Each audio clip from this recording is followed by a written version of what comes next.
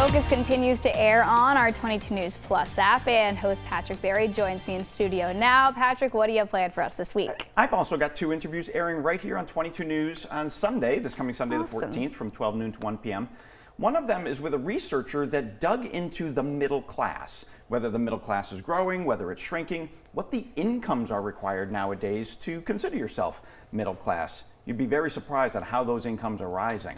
Additionally, we're celebrating our country's 250th anniversary.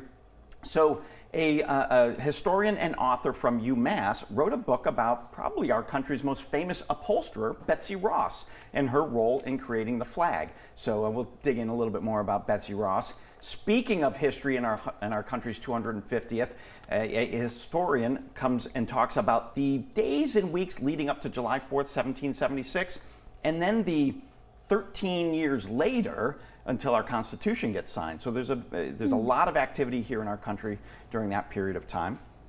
Joe Andruzzi and his wife Jen. Joe, you may recognize as a former New England Patriot. He now runs the Joe Andruzzi Foundation, which helps families battle cancer. So Joe and his wife Jen joined me in the 22 News Plus studio to talk about their work.